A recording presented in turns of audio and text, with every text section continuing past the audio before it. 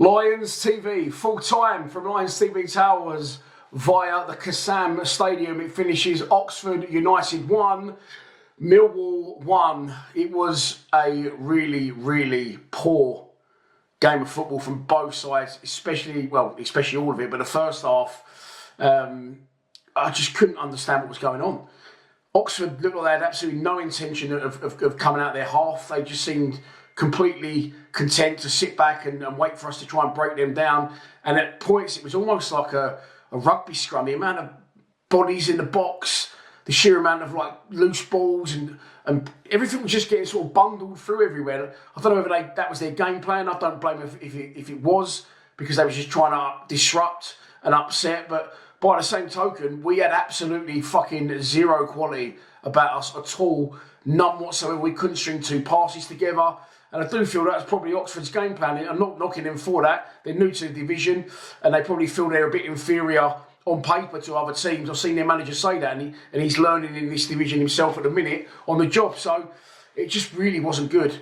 But eventually, when we did score, I felt like we deserved it without playing well, if that makes sense. We was trying to make things happen. Aziz started to get on the ball a little bit more, and he was the one for me that was trying to pull the strings and trying to be a little bit of a Jeb Wallace back in the day, saying, look, I'm going to take the responsibility, I'm going to try and make things happen. And it's through all the madness and all the chaos and all the bodies everywhere that we eventually get a goal for a very clean bit of play. It's a corner that comes in. It was Aziz's shot that was deflected wide, so Joe Bryan had the opportunity to deliver. He delivers it to the back post, and there's about 15 bodies in the 6-yard box when that ball goes in. I can't understand what's going on today. There just seemed like there was no space at all on the pitch for anyone, or it was just a weird, terrible game of football. But it's a good corner from Joe Bryan, and Tanganga gets free at the back post, heads it down, it goes in, and we're 1-0 up at half-time.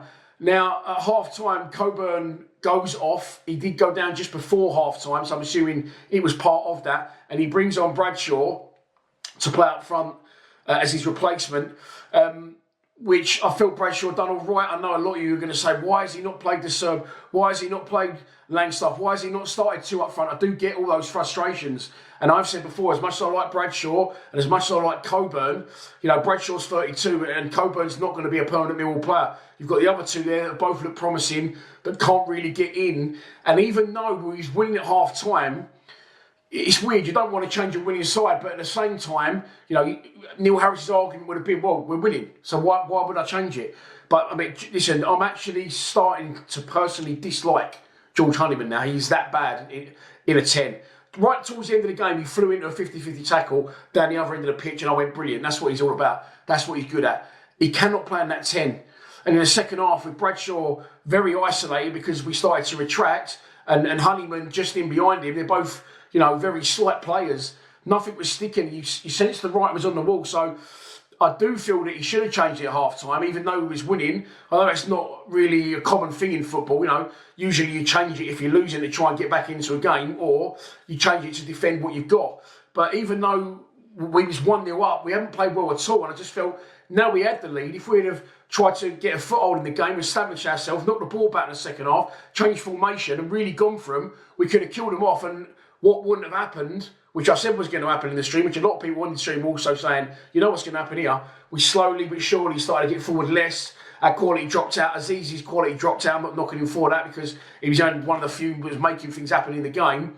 And slowly but surely we retract,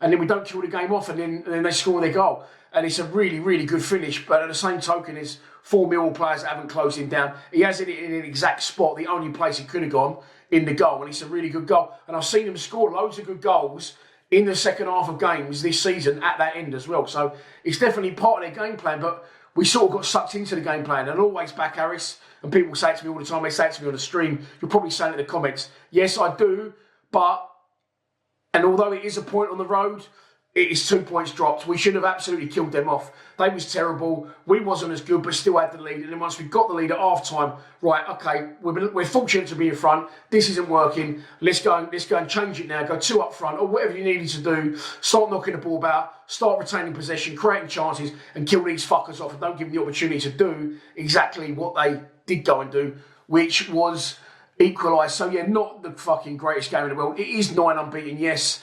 But now we've got difficult games coming up against Coventry and Sheffield United, and we've got no Ryan Leonard, who will be suspended for the first one against Coventry, and also Tanganga will also be suspended after both picking up bookings today, and Sean Hutchinson limping off as well. It looked like cramp, but it's going to be a big ask for him to play another 2 games next week. So our crack's starting to appear. I don't know that it's 9 unbeaten still, and we're still near the right end of things, but as far as I'm concerned, we should have put them to bed comfortably. They were not a good side, but I'm not knocking them for it. Their game plan works, and they got a point. It finishes at the Kassam. Oxford 1, Millwall 1. Come on, you Lions.